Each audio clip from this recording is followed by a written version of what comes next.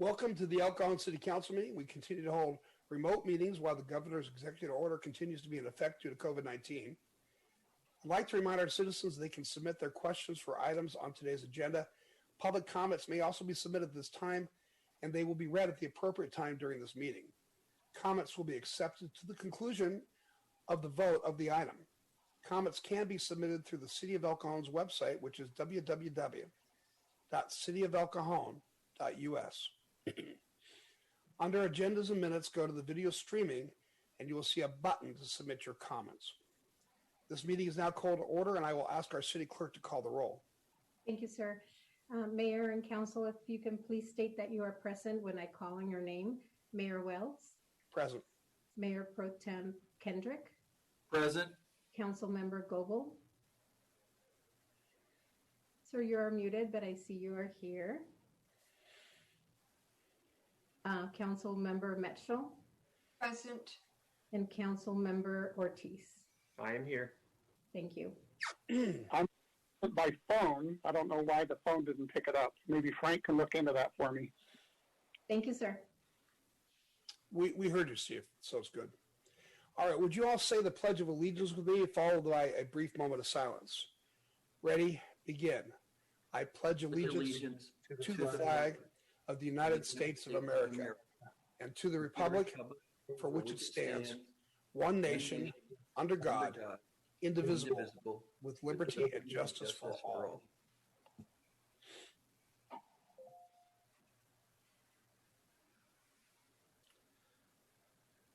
Thank you.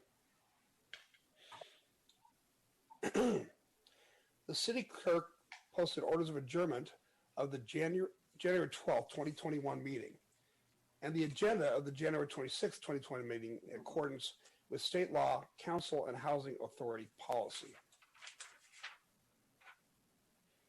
We have no presentations on today's agenda. That brings us to agenda changes. Staff, do you have any agenda changes? Mr. Mayor, we have no changes to the agenda. Council members, any agenda changes? Great. That brings us to consent items. Consent items are routine matters enacted by one motion, according to the recommendation listed below. With the concurrence of the City Council, a council member or person in attendance may request discussion of a consent item at this time. Council members, do you wish to pull any consent items? Staff? No, sir. Angela, do you have any comments for consent items? We received no comments, sir. Then I'd like to make a motion to approve the consent items. Second. Mayor Wells, your vote, please. Yes. Mayor Pro Tem Kendrick. Yes. Councilmember Goebel. Councilmember Mitchell. Yes. And Councilmember Ortiz. Yes. Motion carries by unanimous vote. Great, thank you.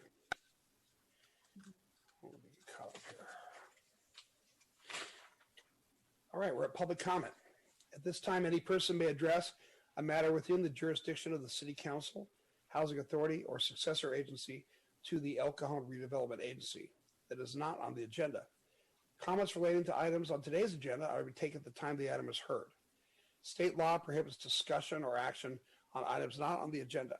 However, City Council and Housing Authority members may briefly respond to statements or questions, and of course, an item may be placed on a future agenda. Angela, do we receive any comments under public comment? We received no comments, sir. Oh. There are no written communications, and we are now at public hearings. Item 13 is a proposed sign ordinance amendment. And staff, will you tell us about this, please?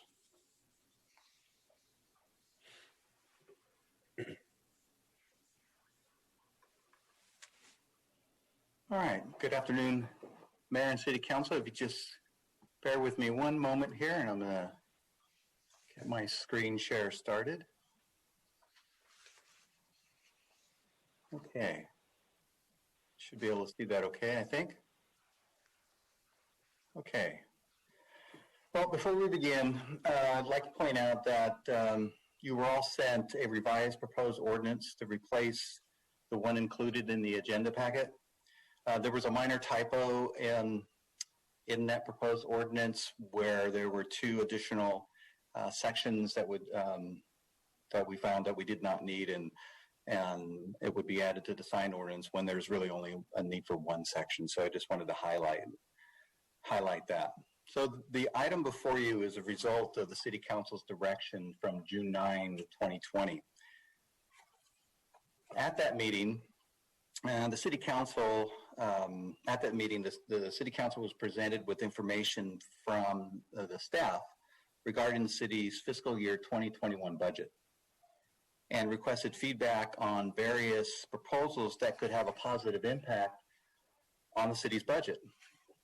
The City Council agreed that such an opportunity existed by constructing and leasing sign space on I-8 on city-owned property. Staff was then directed to bring back a proposal to amend the sign ordinance allowing for these signs. So the proposed ordinance that's before you today allows the City Council to approve a sign which could be of digital design, like a digital billboard as an example, that could be used for general advertising and public messaging. Commercial and non-commercial messages would be allowed or could be allowed. However, political, sectarian beliefs, and certain products would not be allowed. And products that we are, that's proposed in the ordinance is products such as adult nature, cannabis, alcohol, tobacco-related products, etc. Having a little bit of trouble with my PowerPoint, so bear with me just a second here. Other permits still would be required from other agencies such as Caltrans.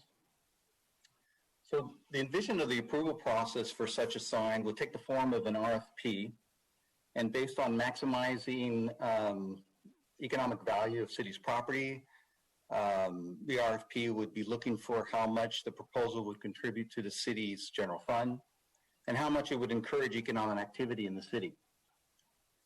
The City Council would also be able to determine the height and size of the sign. That framework is not programmed into this proposed ordinance, and so that could be left up to the City Council. We also took this opportunity to allow for signs in the city right-of-way. In the proposed ordinance, such signs in the city right-of-way, such as the sidewalk, could be approved by the city manager, would not be allowed to be on the sidewalk or other right-of-way area for more than 15 days. No commercial speech would be allowed, and the size of these signs would be limited to ensure public safety. So, for example, such signs such as maybe a pancake breakfast at the East County Chamber of Commerce, or perhaps the Parks and Recs Department's Maricon Main Street or Haunt Fest, would be such signs that are not commercial in nature that could be allowed in the city right-of-way. So the proposed sign was brought before the Planning Commission on January 5th, 2021, and the Planning Commission recommended City Council approval 5-0. The staff also believes that this proposed ordinance can be approved. It will allow for such city messages like public service announcements and other messages to the public, as well as commercial messages, and staff is available to answer any questions that City Council might have. Thank you, Tony. Let's start with council. Council, have any questions?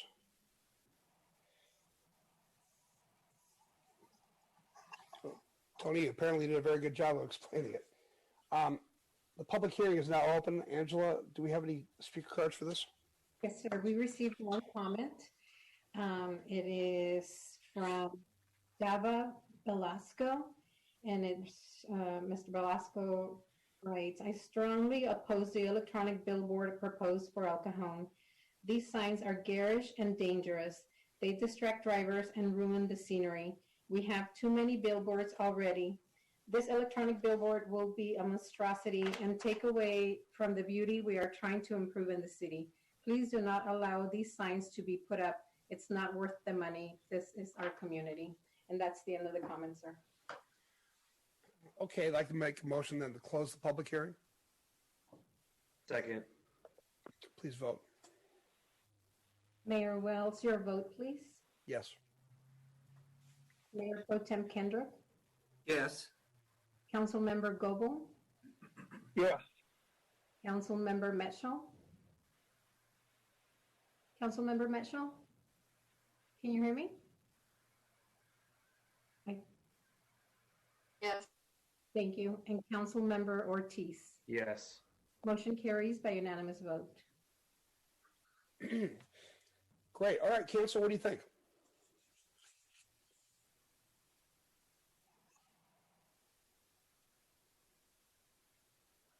Did we have a cost on this?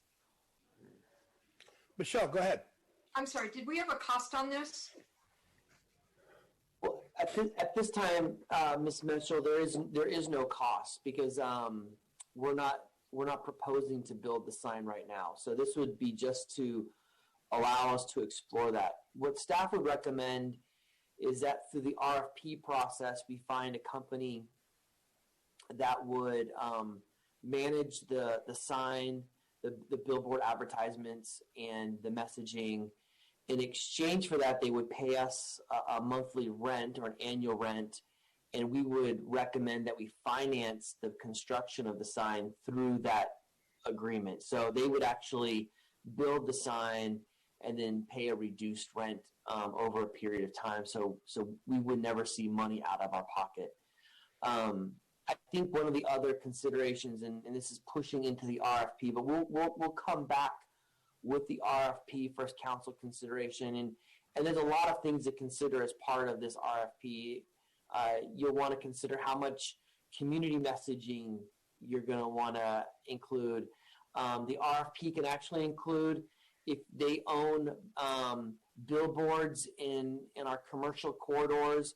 A very typical RFP condition is, you get to have management rights of the billboard along the freeway, but in exchange for removing 2 billboards in neighborhoods. So those are things that we'll present to the city council for consideration, but we're not quite ready to do that yet. This is the first step to get to that point. Okay, and are there examples here in the county that we can look at so we know what this might look like? City of Lemon Grove is working on something similar. National City has some examples, but we're kind of cutting edge. But there are electronic billboards all over. So this would just be a typical electronic billboard that the city would own, that you would see along a freeway. Sounds good. Any other discussion? We don't need a motion for this item. Pardon, sir, Mr. Mayor? Yeah. We received another comment, if you will allow it. Of course. Hearing again. Mayor, you'll need to reopen the public hearing, please. Okay, thank you, council.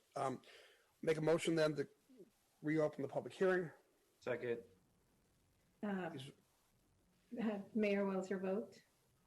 Yes. Mayor Pro Tem Kendrick. Yes. Councilmember Goebel. Yes. Councilmember Metschel. Yes. And Councilmember Ortiz. Yes. Thank you. Motion carries by unanimous vote. And this is actually an anonymous comment. I'm concerned about light pollution at night. If the signs are illuminated, can the sign be turned off at 9 or 10 p.m.? End of comment. Graham, do you want to answer that question? Yes, certainly. The sign ordinance would not be the time to talk about that. That would probably be part of the RFP process. The city council clearly has the ability to do something like that. There's a trade-off, right? You get less revenue because there'd be less advertisement time, but that may be a trade-off worth looking at. So I'd recommend you consider that question at a later date. Sounds good. All right, I'd like to make a motion then to close the public hearing. Second. Mayor Wells, your vote. Yes. Mayor Pro Tem Kendrick. Yes. Councilmember Goebel, Yes. Councilmember Metro, Yes. and Councilmember Ortiz, pardon. Yes. Thank you. Motion carries by unanimous vote. Before we move on to the next administrative report, I want to make sure everybody had a chance to speak and ask questions.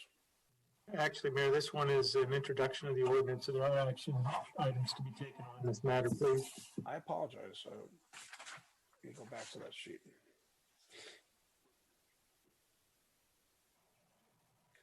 All right.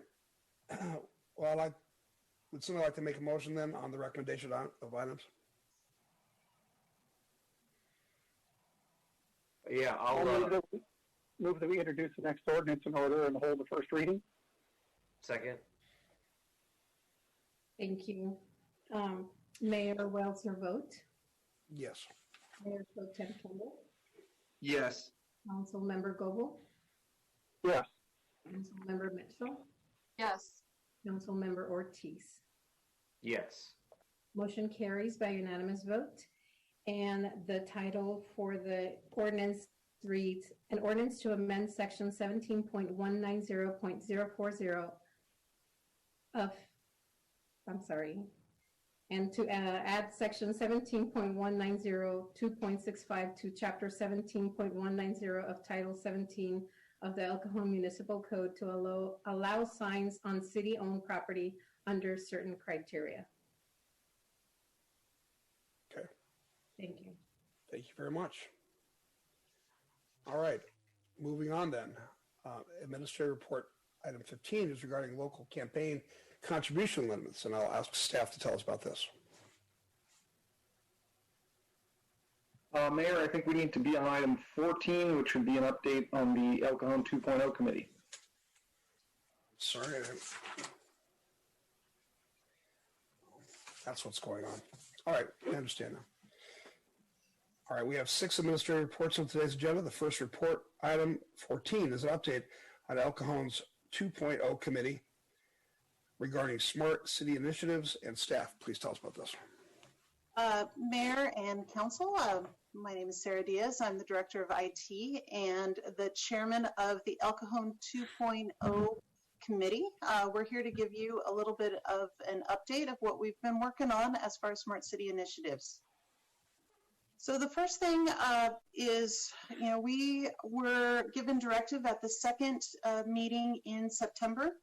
Since that time, we've accomplished quite a bit. We formed a team comprised of 13 individuals from almost every department in the city.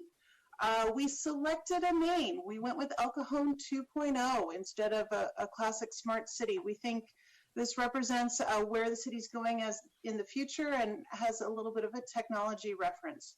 We've been meeting weekly via Zoom, and during that time, we drafted and released 2 surveys, one for El Cajon City employees and one for the public. We've also began discussions with purchasing to find out how the process that we're envisioning for future smart city initiatives would be able to work through a competitive process that works with our city as well as the concepts in the Smart City Initiative. We've also started outlining our strategy document, and we're here to give you a little bit of a preview, go over some results of the public surveys, and look for direction before we proceed on really getting to writing that strategic document. So the first thing I'd like to do is point out our El Cajon 2.0 committee. They have been extremely devoted with their weekly meetings. And as you can see, it's covering a whole slew of expertise around the city. So the surveys that we put out, the public survey, we sent out using pretty much every single means that we could think of to get the word out, including local partners, including the El Cajon Valley School District. We hit social media, the app, our website's e-notification. Almost 50,000 contact points were sent out, and we got an amazing response. just under 1,200 responses, which we think is pretty good. We were pretty impressed with that. And you'll see in just a minute that we had representation from all age brackets and education levels. So we're pretty happy with the types of people that responded to the survey and what they had to say. For the employee survey, it was sent to all employees. We got 141 responses and representation from all departments. All right, just a quick graph on our age range. We see a nice bell curve across all of the different age groups, really coming to a pinnacle at the 35 to 54 sort of range, but just about everybody is represented. We also queried about education, and we saw across the board all different education levels included in our respondents. We asked about their relationship to the city. As you can see, the great majority, almost 70%, live within the city, but we also got quite a few, 40% work in the city. We got business owners and people that just visit the city for shopping and then other reasons. All right, so the very first thing we wanted to know is how important are technology and innovation for where people see our city going. The public rated it 8.2 out of 10. The employees 8.7 out of 10 with a combined average of 8.3. So very strong results saying that this is something that people are looking for us to do. We also asked how the public like to receive our services, and overwhelmingly, they like to work with us online. That maybe we're getting more comfortable as we're into multiple months of the pandemic. It also has been a major focus for the city to improve that technology for online services. And we have more to do and farther to go, but this tells us that we're kind of marching in the right direction. So we asked an interesting question. It was, would you support the city adding cameras or sensors in public spaces if information used is used solely by the city to enhance public safety? And what we found was overwhelmingly yes. It was 74% overall. And we dove a little deeper into that data. We looked at it by age group, and pretty much every age group was overwhelmingly in support of cameras and sensors for public safety, with the exception of the 18 to 24s. We also looked at it by education, and again, we saw the same trends. People were overwhelmingly in support of cameras and sensors if they were to be used solely by public safety. Then we looked at it for our residents. Very similar pie chart there, as well as for our businesses. So the next thing we asked is we gave them 9 different priorities and asked them to put them in order of what would be the most important from their perspective to the least important. What we found was efficient government operations ranked the highest. Improving public safety came in second, which kind of matches with our sensor question. And then environmentally friendly solutions. So this is not just green initiatives like solar and energy efficiency, but also looking at enhanced street lighting, alleviating traffic. In the comments, we found traffic and street lighting very important to our residents and something that they gravitated towards.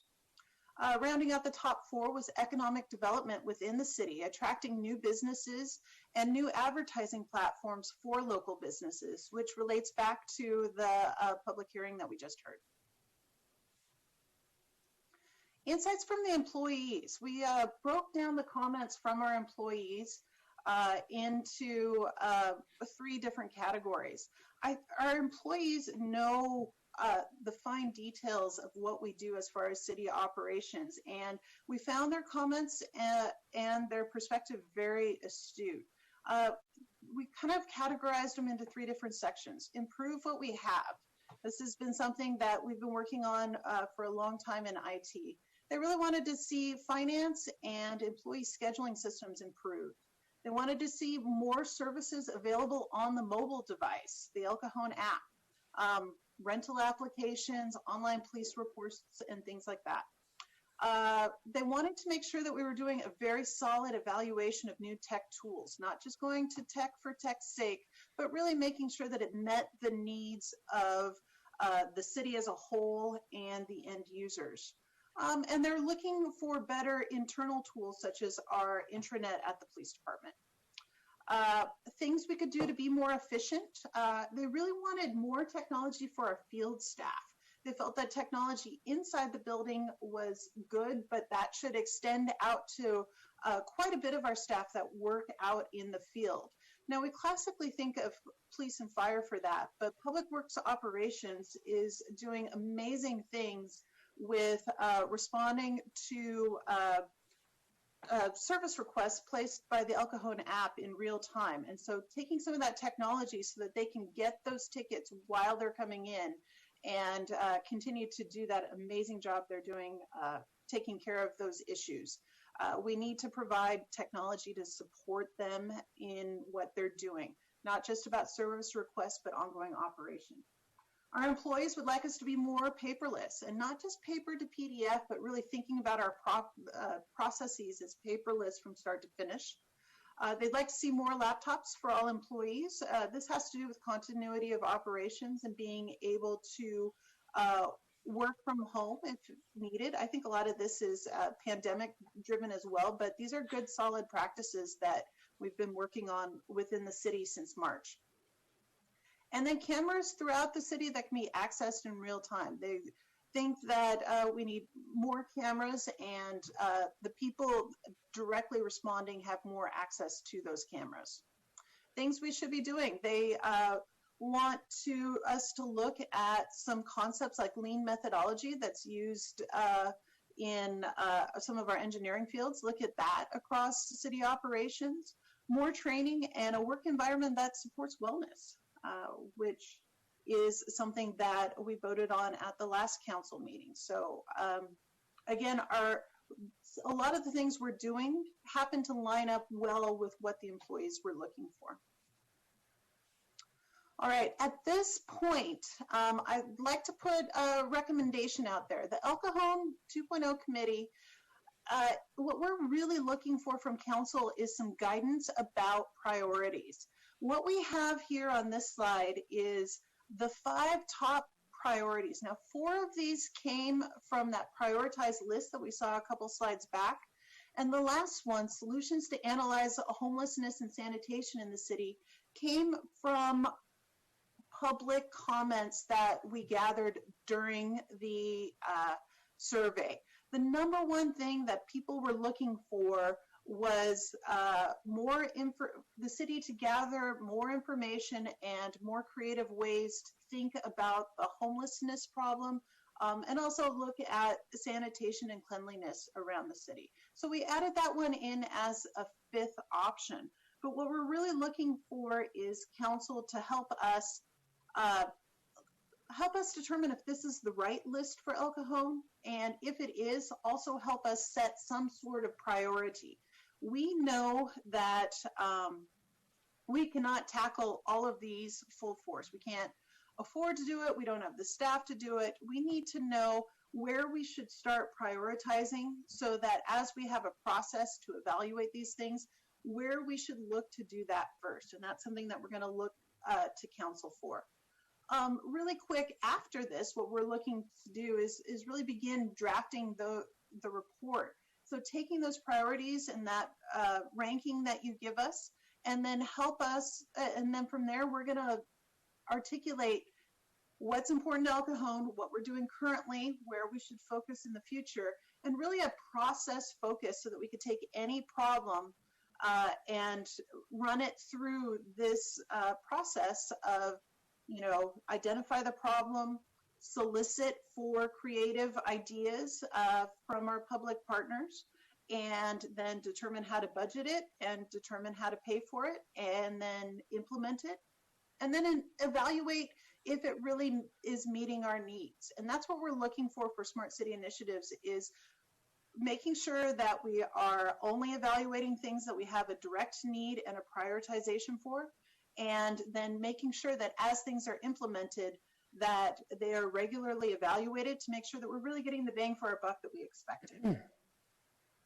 So I'm going to go back to recommendation. That concludes my presentation, and thank you. And if you have any additional questions, I'm happy to help, but we're interested to hear what council has to think. Great. Thanks very much, Sarah. Council, any questions for Sarah?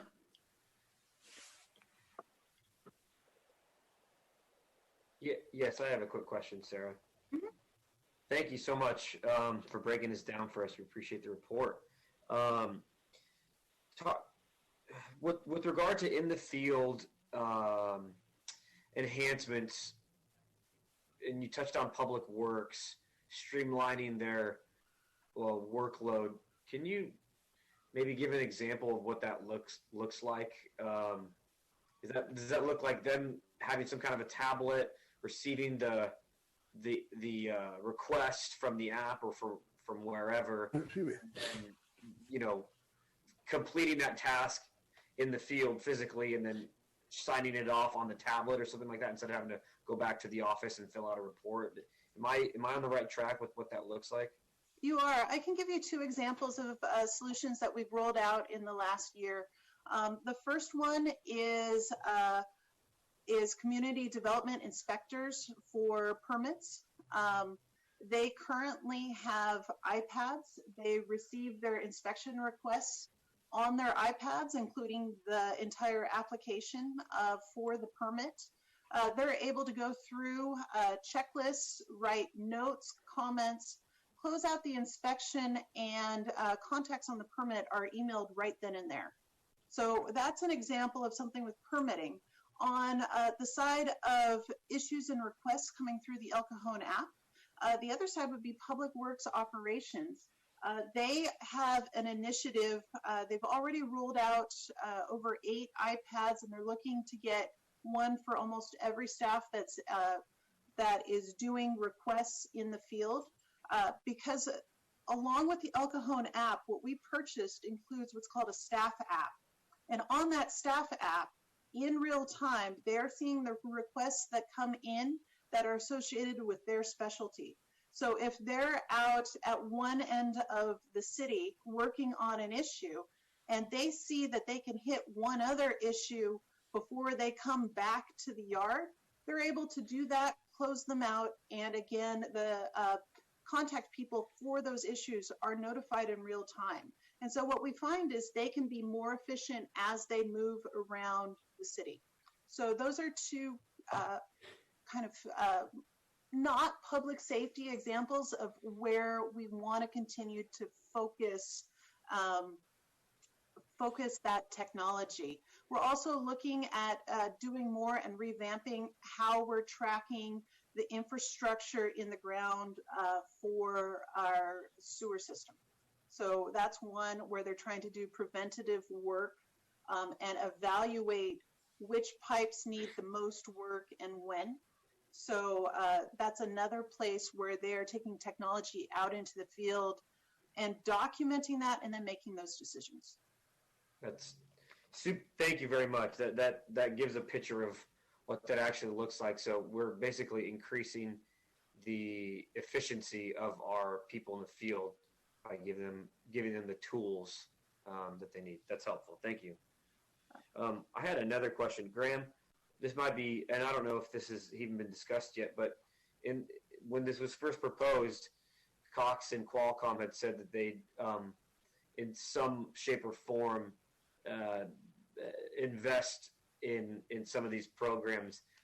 That's still, do we know what that looks like yet, or do we have to look at individual proposals to see what that looks like? I think both of those entities are interested in being partners or doing some partnershiping with the city. So the problem is that some of the things that both of them are proposing don't really fix a problem that we have. They're cool, whiz-bangy kind of things to have, but they don't necessarily fix a problem. So I think this helps get back to what is it that we need and then we can look at it from that lens based on this priority.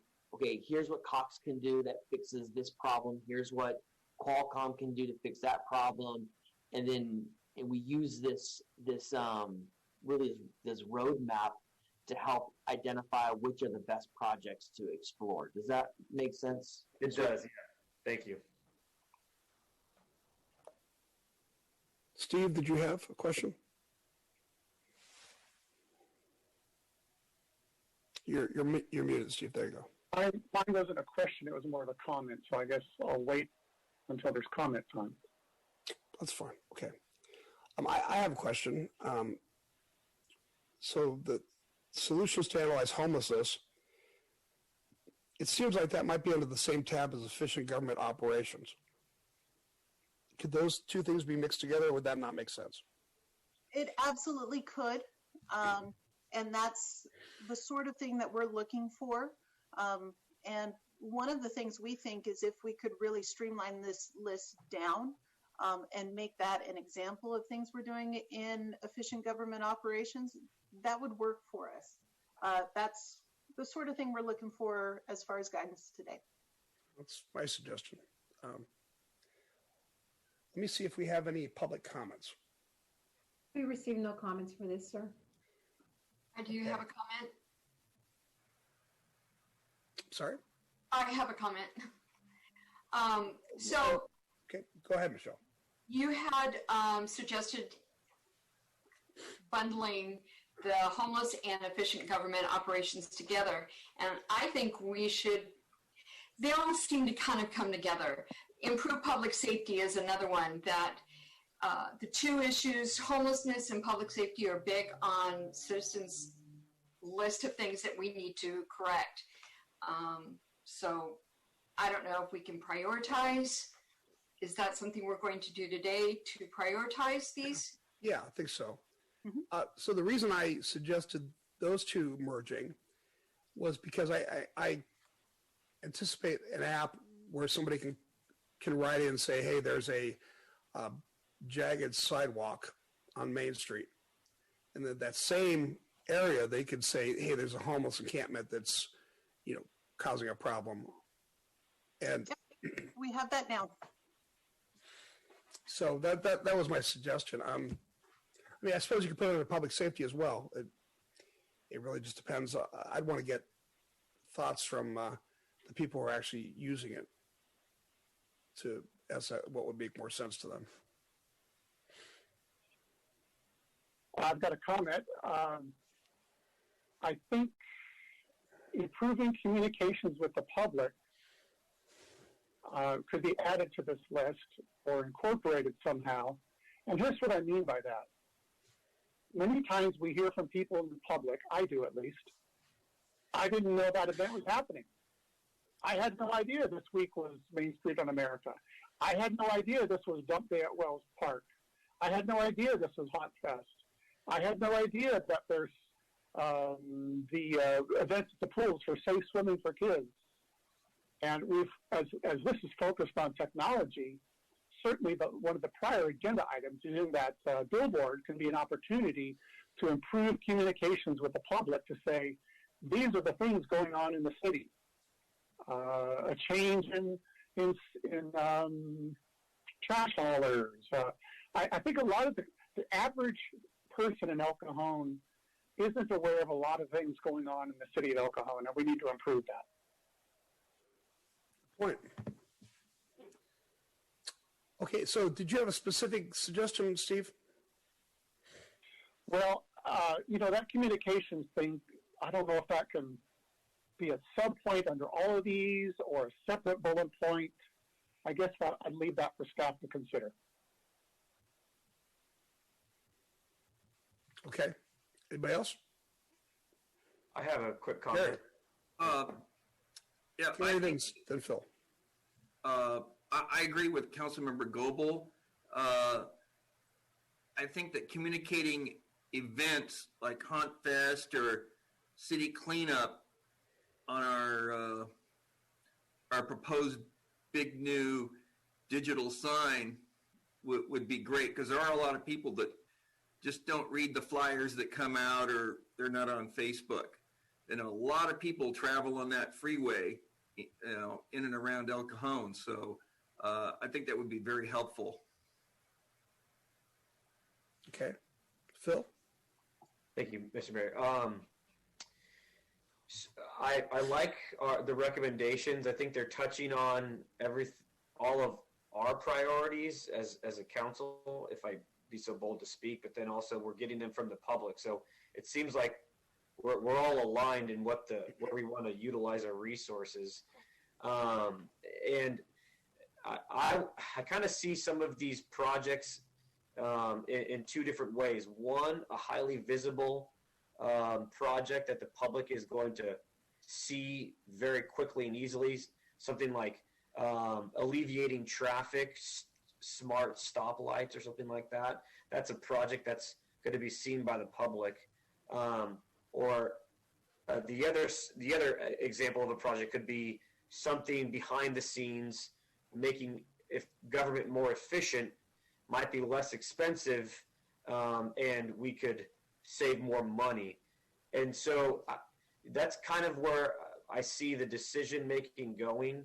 And I'd love to, if there could be our first priority or a project could be maybe something that could take both of those, something that's going to be highly visible to the public to see, to show them, what we're doing, to create buy-in for more projects like this. And, but then also save some money and some back end stuff. And maybe Steve's point of, telling the story to our citizens of what the city of El Cajon is doing. We do incredible and fantastic things. And it seems like whenever I ask staff, hey, are we doing this? They go, yeah, we're doing it this way, and this way. And like Steve said, we never knew about it. So maybe I love Steve's point of the sub point of telling the story or communicating that somehow leveraging technology. I think might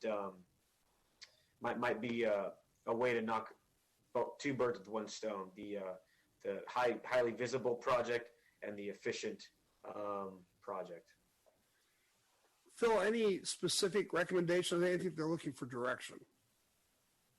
I would say, I would love to have the alleviate traffic, stoplight, and then the cameras in our park, specifically Wells Park. That might be a good one. I guess it would depend on cost too. What is this? What are we going to get out of the money that we invest? If it's going to cost 3 times less to have our smart traffic lights, then that might be a good one to go. So it's kind of hard to make a decision without some kind of a cost benefit label on these specific projects. Right. Sarah, I don't want to punt it, but it looks like the city council is looking for more information. So the one thing I want to be clear is we don't feel that we're at the stage yet to go project by project. What we're doing right now is prioritizing what things we should be looking for, what categories of projects we should be looking for in the future. So if you guys say that environmentally friendly solutions is more important than improved public safety, we're going to start looking for ideas there first. Now, that doesn't mean that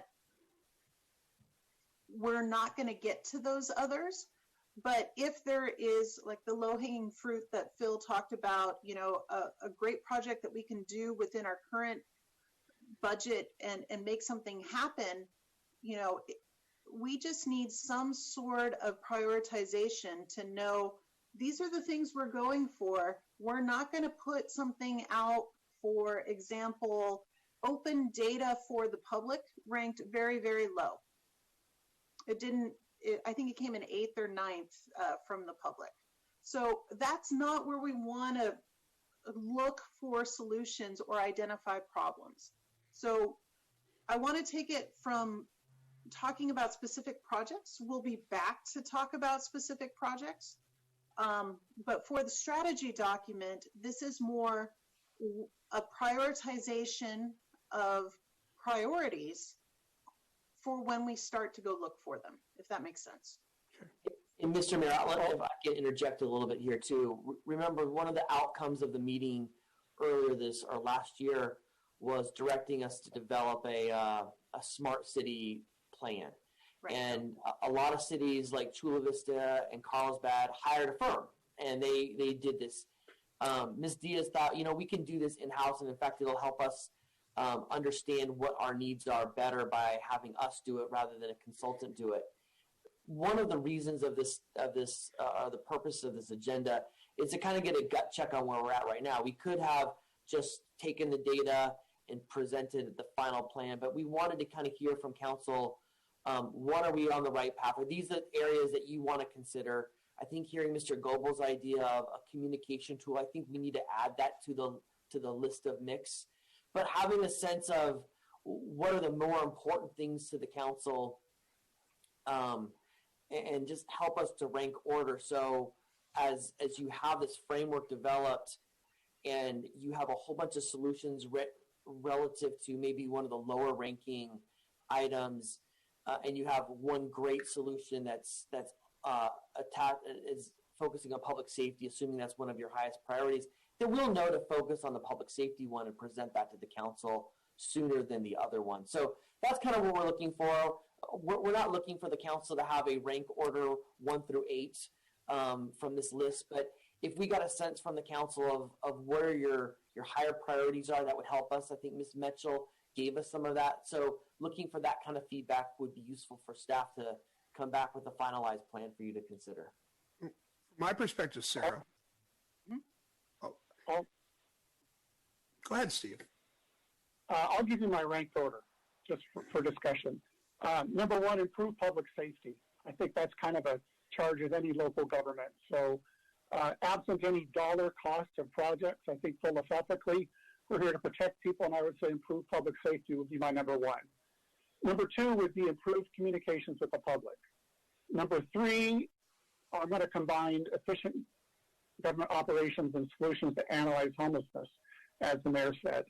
Number four, I'd say economic development. And number five, environmentally friendly solutions. So that's my rank. Good. Thank you. Anybody else? My number one is and always will be improve public safety. The people have to feel safe in this city. And my one that's near the bottom is environmentally friendly solutions, because public safety and efficiency and economic development have to come before that, because we have to be able to pay for this stuff. But I think we can get a lot of grants for public safety, for cameras and things. People want to feel safe.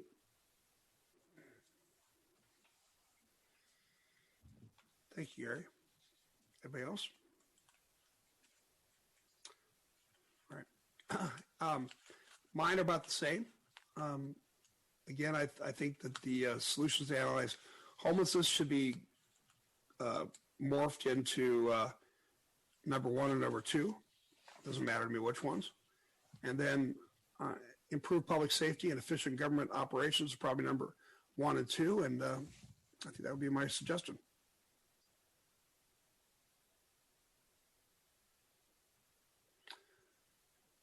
All right, anybody else want to give Sarah some direction before we move on? I agree with everyone's recommendations as well. The obviously homelessness and sanitation would be very high on the list, along with public safety.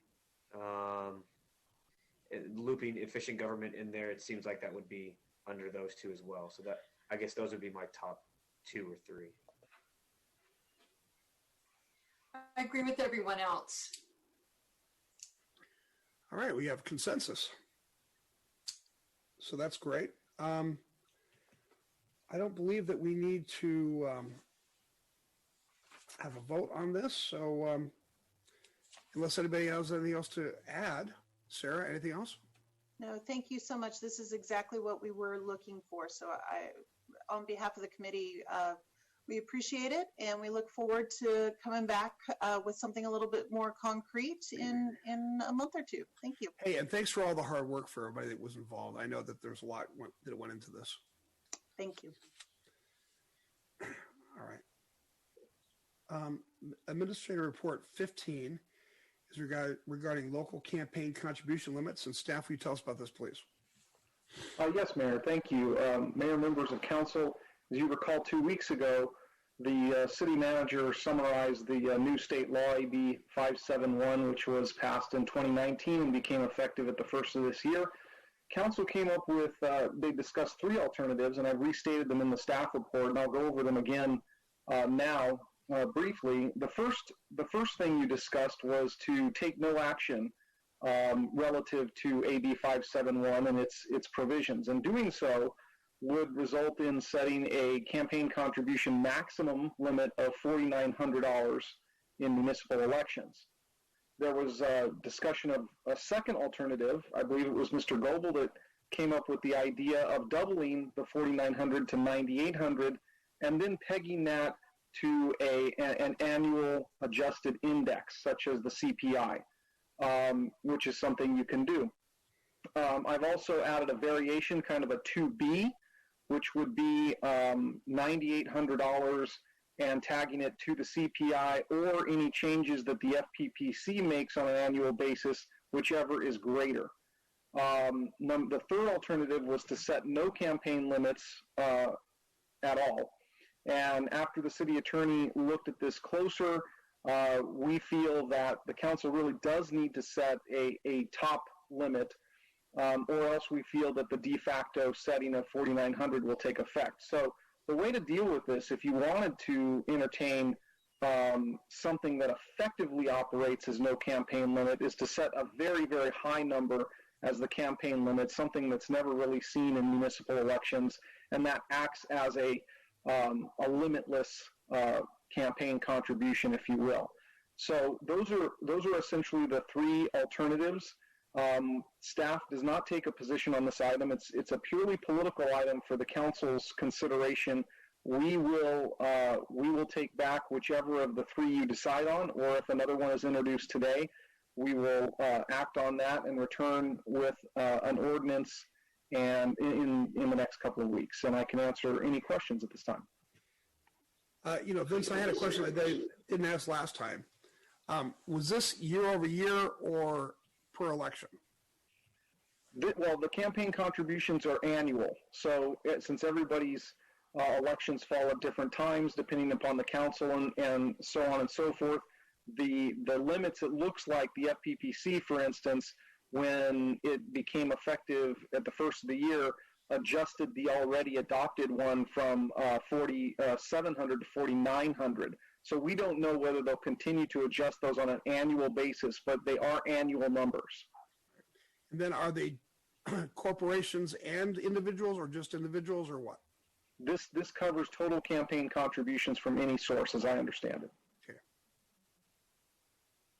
Other questions? That's from any one source. Is that right, Vince? Any one source, yes. Thank you.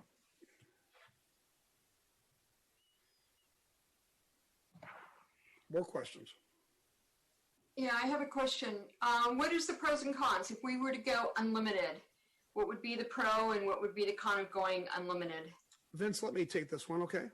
Sure. Michelle, I think the pros and cons in this respect are purely political. People may see a very large number and find that offensive and take umbrage with it. Would you agree with that, Vince? The other issue is, as I said before in the agenda report, you can't make it unlimited. It just means a very high amount. We just have to set something.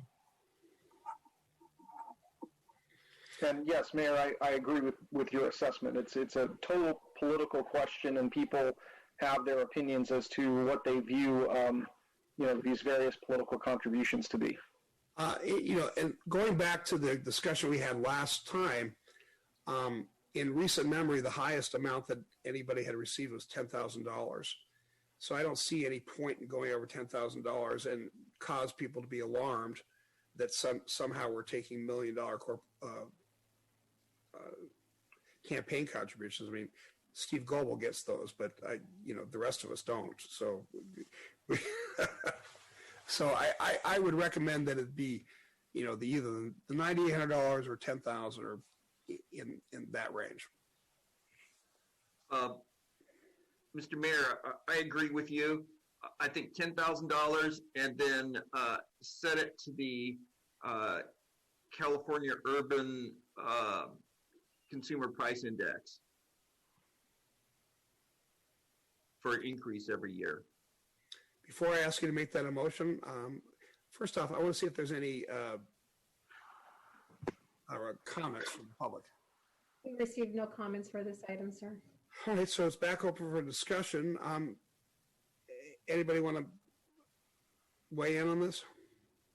I guess I'll weigh in for those who don't have video access that, for the record, I don't get $1 million campaign funds. Just for those who are not able to see that on screen. Steve, now you're rude. So we're certainly joking about this. I think, anybody who wants to spend $50,000 on any candidate can do so through an independent expenditure committee. So you're not limiting anybody's ability outside of a candidate's campaign. It's different in that way. There are perhaps no limits in that area, just disclosures. So I agree with Gary. I would say $10,000 plus the CPI index. All right, sounds like we've got somebody like to make that a motion. So moved. Steve? Second. Okay. Mayor Wells, your vote, please. Yes. Mayor Pro Tem Kendrick, Yes. Councilmember Goebel, Yes. Councilmember Metschel, Yes. and Councilmember Ortiz. Yes. Motion carries by unanimous vote.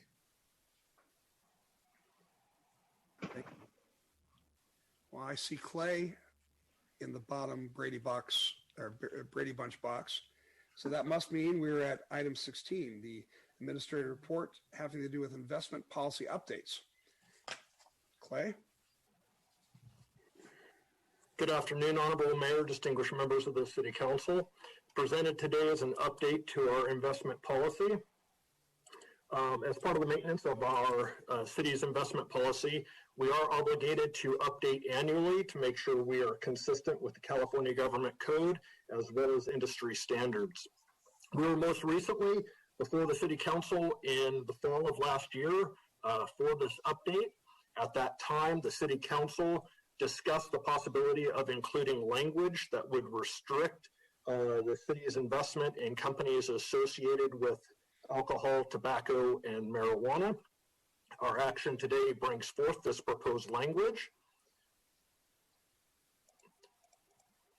And we're suggesting or recommending the addition of Section 6 of the investment policy titled Conscientious Investing. It states, the city has taken great lengths to protect its youth from the effects of alcohol, tobacco, and marijuana. Consistent with the continuation of that goal, no investment otherwise authorized elsewhere in this policy shall be made in a security of an organization operated for the primary purpose of the sale or distribution of these products. That is the extent of the proposed language changes, since we were just up here recently to update the overall policy, and we will be up again in the fall of this year for a complete annual update. So really it is the inclusion of that language that is part of the recommended action today. Precisely our recommended action is that the City Council and Housing Authority, respectively, adopts the next resolution in order adopting the updated City of El Cajon investment policy. That concludes my presentation, and I'm happy to answer any questions if you have them. Thank you, Clay. I appreciate that. Any questions for Clay? I think you explained it well. Angela, do we have any speaker cards for this item? No comments received, sir. All right. Is there any further discussion, or would someone like to proceed with a motion? I'll move that we adopt next resolution adopting the updated El Cajon investment policy. Second. Okay. Mayor Wells, your vote, please. Yes. Mayor Pro Tem Kendrick, Yes. Councilmember Goebel, Yes. Councilmember Mitchell, Yes. Councilmember Ortiz. Yes. Motion carries by unanimous vote.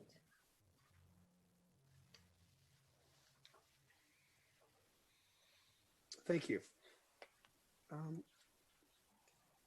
We have two administrative reports to consider. Item 18 is regarding electronic filings for the Fair Political Practices Commission's forums. Staff, will you please tell us about this? Thank you, Mayor. Mayor and Council, the item you have before you is driven by the passing of Assembly Bill. Excuse me, Angela. Did we skip item 17, the CAFR? Yes, we did. I believe we did. I saw the befuddled look on Mr. Shane's face. Okay. I'm sorry about that. I'm doing this all day. I apologize. Okay. Gonzalez, to go. The administrative report, item 17, is the annual financial report, and I'll ask staff to introduce this item. Good afternoon again. Presented today is the city's annual financial report, specifically the comprehensive annual financial report known as the CAFR. This document is the third leg on the city's financial monitoring and reporting process that starts typically in February or March of each year with the 5-year plan and our long-term projections. This leads into the annual budget process where we begin to put the plan into action. And finally, after the year has concluded, we'll present the annual financial reports, like we're doing here today, as sort of the city's report card on how we did. To present this document today is one of the primary authors of the CAFR. While there's a number of people involved in this document, Mr. Gonzalez is a big component of putting this document together, and I thank him very much for his efforts. With that, I'd like to hand over to Luca to kind of walk us through this document and some of its primary components. Luca? Thank you, Clay. Good afternoon. As Clay said, my name is Luca. I am a senior accountant here in the finance department, and I'll be going over the comprehensive annual financial report. So we call it a CAFR for short, and the purpose of this presentation is to kind of explain what a CAFR is and go over its parts. And also we ask the City Council to receive and accept the CAFR. Down at the bottom, you can see the web address where we have the entire document available online. So we prepare CAFR annually, and it's prepared in accordance with GAAP, which are generally accepted accounting principles. And we also implement the new Governmental Accounting Standards Board's pronouncements each year. One of the primary focuses of the CAFR is comparability. So if you were to take our CAFR, you should be able to look at any other CAFR within the nation, and they'll look very similar. The CAFR is comprised of 3 sections. We have the introductory section, the financial section, and the statistical section. So the introductory section is the shortest part, but its primary component is the letter of transmittal. And this is a letter from management that kind of introduces the reader to the government and provides some economic context and some overall major highlights. Next is the financial section. This is the main portion of the CAFR. This includes the independent auditor's report in which they express their opinion. And this year we received an unmodified opinion or a clean audit. We also have the management's discussion and analysis, also known as MD&A. This is more of a narrative look at the financial statements. It gives some analysis into the reasons for year-over-year change, and it's an overall overview of the statements. Next, we have the actual basic financial statements. They kind of start at a higher level and go lower. So first, you'll see the government-wide financial statements that take a look at the city as a whole, and then it goes down to the different fund types. We also have the notes to the financial statements, which are an integral part to the statements. These kind of give additional information and insight onto the specific numbers you'll see on the statements. And last is supplementary information, and this is where you'll find budgetary comparison schedules. The last section is the statistical section, and this has financial trends, revenue capacity, debt capacity, demographic and economic information, as well as operating information. And it's just where you find some interesting facts about the city. We have tax information, some demographics. This is where you'll find things like top 25 sales tax producers for the city. So, and that concludes the presentation. I'm here for any questions.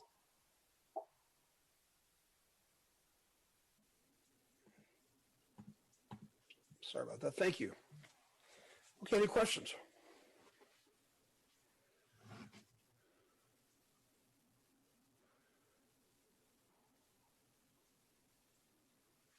I'm sorry, can you hear me? Yes. Oh, no questions at all? Okay, Angela, do we have any comments for this item? No comments were received, sir. All right.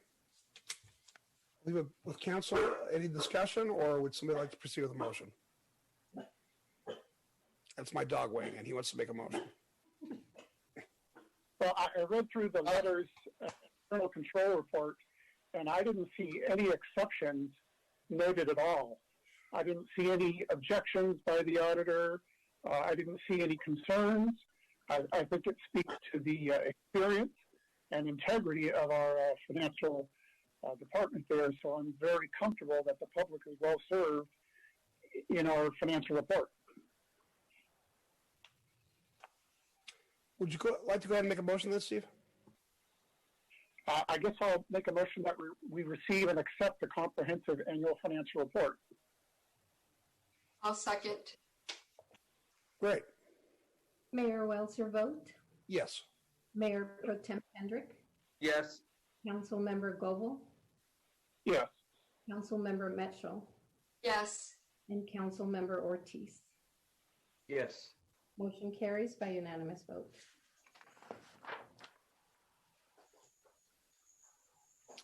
Thanks very much. Okay. Now, sixth and last administrative report, item 19 is a COVID-19 status report, and our city manager will share this with us. Sir, now we need to do item 18. I am one behind the whole time. Okay. I apologize. Okay. We have two more administrative reports to consider. Item 18 is regarding electronic filings of Fair Political Practices Commission forms, and I'll ask staff to please introduce this item.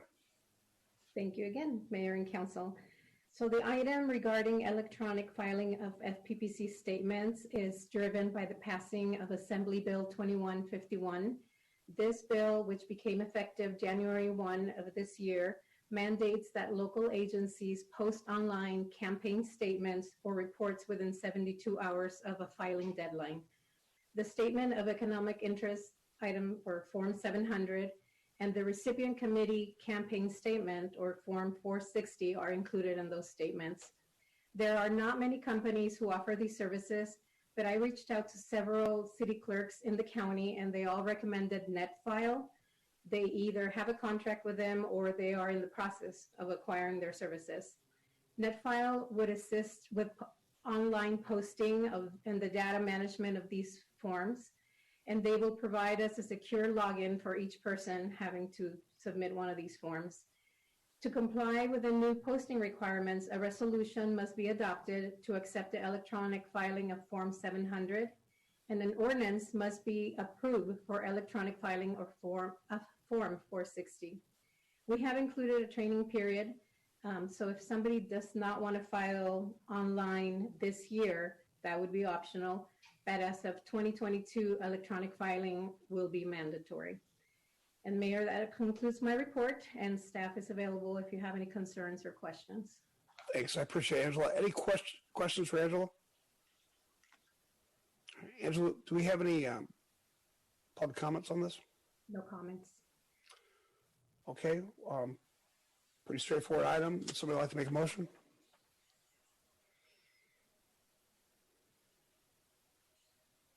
Move adoption. There are actually two items. One's a resolution and one's introduction of an ordinance. So if you move the recommendation, Council, Mayor Pro Tem Kendrick, we'll accept that as approving both actions. Oh, perfect. Okay, that's what I'm doing. I'll second. Mayor, will vote, please? Yes. Mayor Pro Tem Kendrick? Yes. Councilmember Goebel? Yes. Councilmember Mitchell? Councilmember Mitchell, can you hear me? maybe we lost her. I don't see her. I think she may have dropped off. Council Member Ortiz. I'm back. Yes. Thank you. So that motion carries by 4-0. And the title of the ordinance reads, an ordinance amending Chapter 2.75 of Title II of the El Cajon Municipal Code relating to electronic and paperless filing of Fair Political Practices Commission campaign disclosure statements. Thanks, Angela. Appreciate that. All right. Now we're at the COVID-19 update. Graham, it's all yours. Thank you, Mr. Mayor, members of the council. We've been doing this for the last last several months. I'm going to be a little bit briefer than usual on this one. I'm going to share a little bit of data on some trends, but we were able to glean some skilled nursing facility data through a state website. So I thought there's some useful data there that I'd like to share. So with that, council, I'll give the presentation. Okay. As you know, we've been experiencing a downward trend in the number of cases in San Diego County. There was clearly a post-holiday spike that we experienced in the beginning of January, but there has been a rapid decline recently, and this is a statewide trend, and this is a nationwide trend, and it's one of the rationales for the governor releasing us out of the stay-at-home order back into purple tier, which I'll talk about as well. This shows the exact same data, but on a week-by-week basis, which I think helps sort of consolidate the data a little bit easier to see. So as you can see, we're kind of back to that early December mark or mid-December mark, and the trends look like every day the number of cases continues to drop. So we should be back to that October mark within a week or two. In El Cajon, we're experiencing the exact same trend that's occurring statewide. We're seeing a decline. In terms of one of the factors that is always a consideration for the health departments are where are we at in terms of capacity with hospitals. This shows that we have been intruding into that 80% bed capacity over the last few weeks, or last few days, I should say. We've been right at that 80% for quite a while. So the beds continue to be a struggle, but we still have capacity there. And again, these beds do not include beds that are made available by the federal government or some other reserve beds that are region-wide. This shows the ICU bed capacity, and as you can see, we're at the 83% mark. So we're a little under 20% capacity left over, and we're seeing this trend statewide. So it's, again, one of the reasons the governor has lifted the stay-at-home orders. So we looked at the skilled nursing data, and we found some really interesting things. One, El Cajon, and by the way, when we look at a skilled nursing facility, it can be difficult because you can have a skilled nursing facility with 8 beds, or you can have one with 250 beds, right? And so we don't have the data that shows how many beds there are per community, but just assuming all skilled nursing facilities are equal, we have far more facilities per 100,000 residents than there are in the county. So countywide, there's about 2.4 SNFs per 100,000 people. El Cajon has 7.62. Interestingly, National City has about 8. So you can see where these trends are going to go based on just the sheer volume of skilled nursing facilities that we have in our community. When you look at the total number of client cases, not looking at the employees that are at these skilled nursing facilities, but just those that are residents there, the county has on an average of 110 per 100,000 people in their jurisdiction. It helps sort of equalize. There's 110 cases. In El Cajon, there's 507 cases. So this ratio is very similar to the ratio that we saw before. We just have far more skilled nursing facilities, and that has an impact on the number of COVID cases in our community. The same applies to deaths per 100,000. The county's at 11.5. The city of El Cajon is 62.9. The next slide really shows how that's manifested in our numbers. In terms of caseload, skilled nursing facilities make up less than 2% of the cases, COVID cases, countywide, and 16% of the deaths.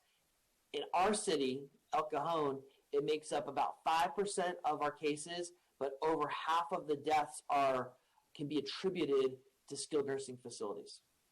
That's pretty significant. And I can answer any questions about that data after the presentation. As you know, the governor announced yesterday that we are moving out of the statewide stay-at-home order back into our purple tier based on our current infection rates. What does that mean? It means hair salons, government offices, hotels, personal care, nail salons, examples, are all available and can be opened indoors. Places that can operate at 25% capacity include retail, like a Walmart or a Home Depot, libraries, malls, but the food courts and the common areas must remain closed.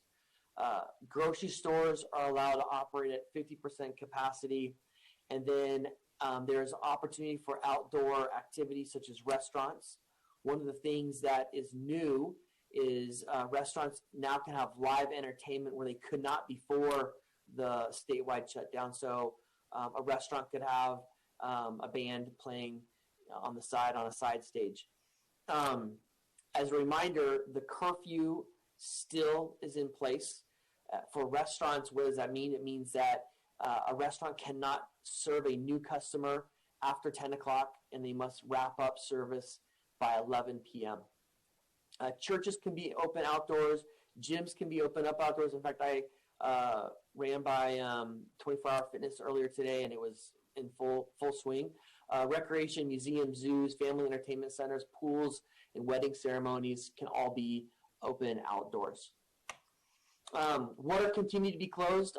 Non-essential office buildings or businesses, amusement parks, bars and breweries that do not serve food, bowling alleys, nightclubs, indoor playgrounds. Those are all to be closed. Schools can open unless they've not opened up previously, so they cannot reopen, or they can reopen, but they cannot open for the first time. And then again, there's continues to be a small gathering limit of three or fewer households for less than 2 hours. In terms of vaccines, our county has begun to roll out vaccines. I expressed some frustration at the last council meeting at how slow we were moving, but we are starting to roll them out. At this point, 1.3% of the San Diego County population has been vaccinated with 2 doses. Currently, those that are receiving vaccines are those that work in medical or lab professions. So anyone in the medical field or paramedics can receive it, residents living in senior facilities, and those that are 65 years or older. There's also the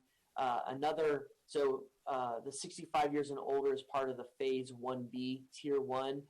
That Tier 1 has been split into 2, and as soon as the county's ready, they'll open it up to the second part of Tier 1, which are those that work in industries of risk, such as teachers, those that are working in childcare, other emergency services that did not fall under the 1A tiers, and those that are working in the food and agricultural business industries. So it should be opening up more and more to more individuals soon. In terms of where to receive a vaccine, what we've been encouraged to do is, one, to contact your own medical provider. I know my medical provider does not give vaccines at this time, so I would have to use a county site when my turn is open for vaccination. Those that are currently qualified to receive the vaccine can either contact County Health and Human Services. They're operating by appointment only. The closest facility in El Cajon is on Magnolia. And then there are also several super stations around the county. Petco Park is one of those. The closed Sears in Chula Vista is another. And I know that Supervisor Anderson's office is looking to site a super station here in East County, and we're working on a couple sites that are possible in El Cajon. So those are kind of what's happening at the countywide level for vaccine locations. So staff's here to answer any questions that you may have about our presentation. Great, Graham. Thank you very much. Nice report. Any questions? Thank you, Mr. Mitchell. I have a question. So what if people want to know about, what about outdoor live entertainment? I would have to get back on that. I don't think, I know entertainment venues is not available. I'm waiting for one of my staff to maybe jump into my office and help me. But so maybe there's other questions they can figure that out. But I do know that live entertainment, at least in indoor venues, are not available. But entertainment at a restaurant setting is available. So that gets a little bit murky, right? You could have almost a concert going on at a restaurant. So I don't know how that's going to be managed. I don't know the answer to that, but I can get information if I don't have it by the end of the council meeting. Any other questions for Graham? Well, Graham, thanks a lot, especially the information on the nursing homes. It kind of validates what we had suspected all along. So I appreciate that. Festivals, concert venues. Mr. Mayor, I did find out that from Ms. Mitchell's question, no outdoor entertainment or festival type venues can happen. So Lollapalooza and those concerts are not available right now. Sorry. Okay. All right. No Coachella. We'll have to turn our tickets back in, Graham. This was an informational item only and no motions required. And unless anybody has any objections, I'm going to move on. There are no commission report on today's agenda. Item 20 is my report. It is as reported.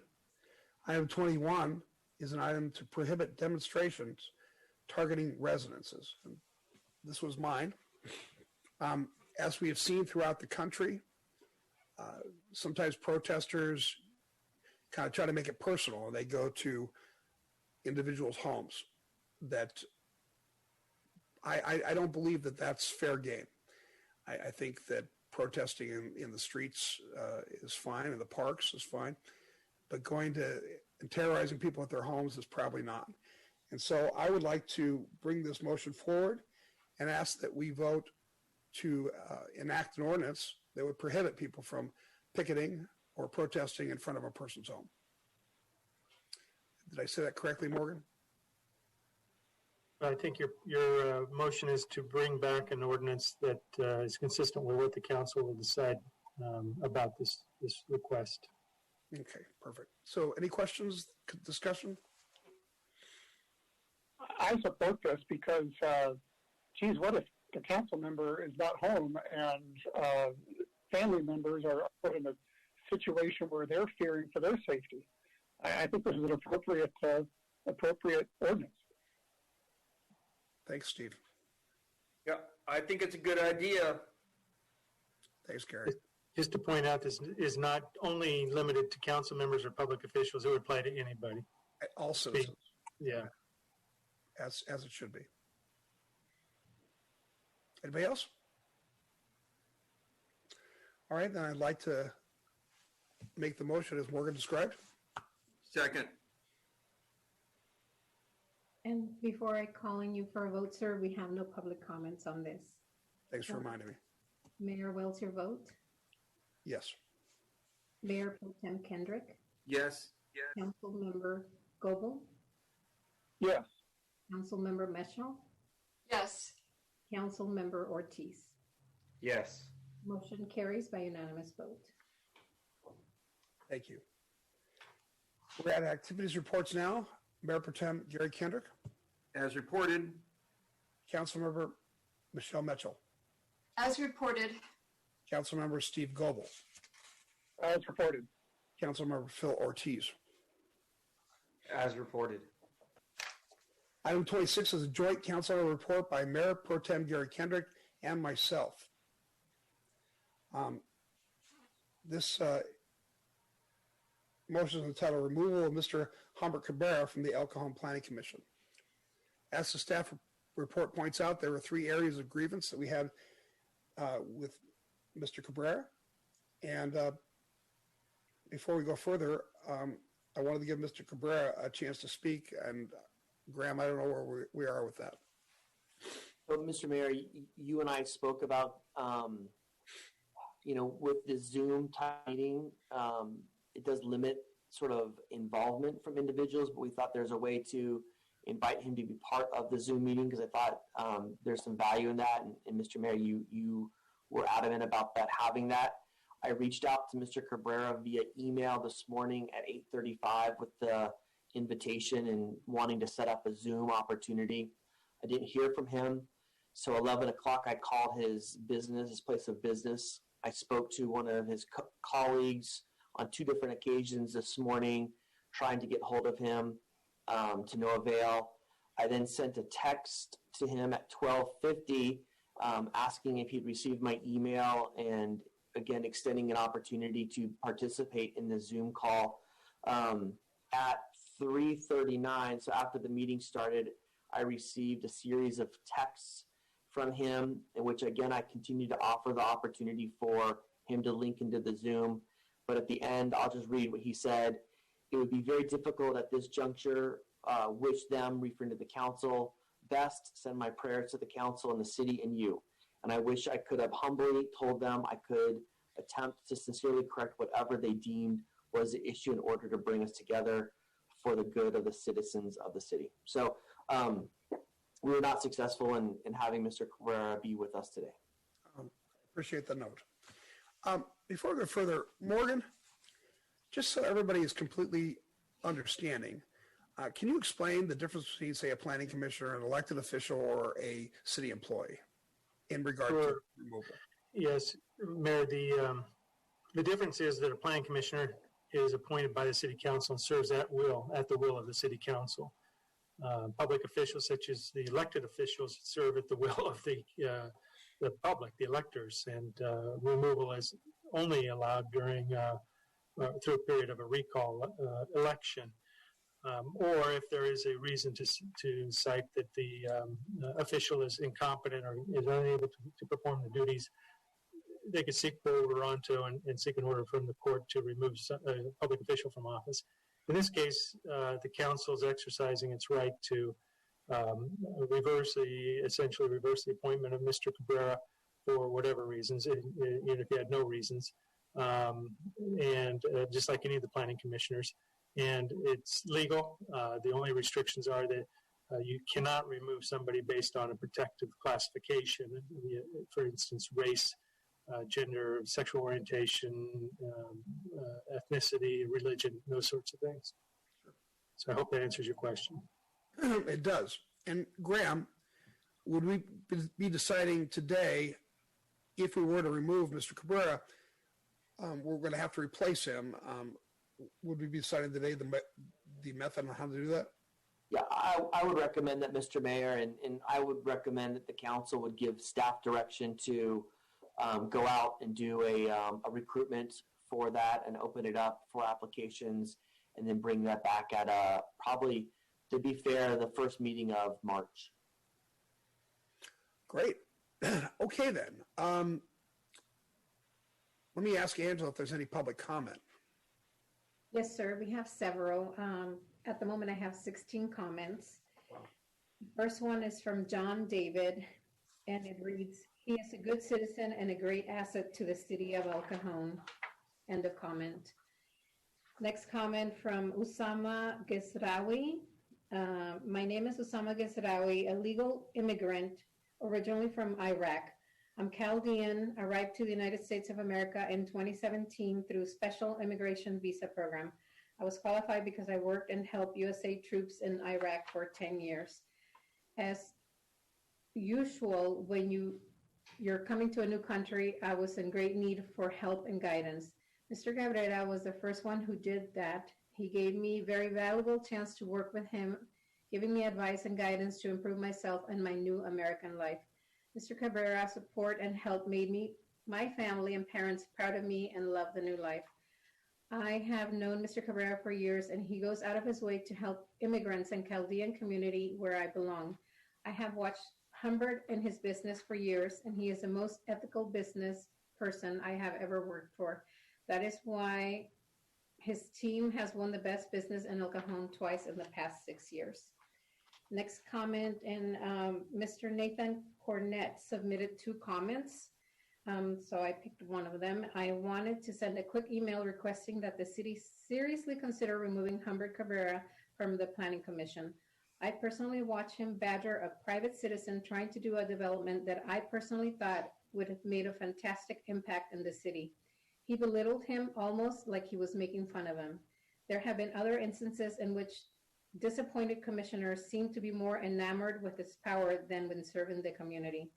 Thank you for taking my thoughts into considerations. Next comment from Joe Sigurdson. I've known Humbert Cabrera for the past 2 years through my membership in the San Diego Leadership Forum, a Christ-centered servant leadership organization. I've seen his commitment to service and community. I know him to be a faithful, committed servant leader. Humbert is an ethical, straight talker who puts service before self. These charges seem to be contrived to keep Mr. Cabrera from fulfilling his mission on the planning committee. The charges appear to be petty and vengeful and have no place in a 21st century government that promotes inclusiveness, diversity, and transparency. The next comment is from Darren Ross. The purpose of this email is to shed light on the events that have taken place on the Planning Commission with Humbert Cabrera. Many of the meetings in question took place while I was the chairman of the commission. I have had the pleasure of serving the city of El Cajon over the last 12 years as a planning commissioner. During this time, I have seen many projects come in, some good, some not so good. With that being said, one thing the Planning Commission has always done is respect all applicants.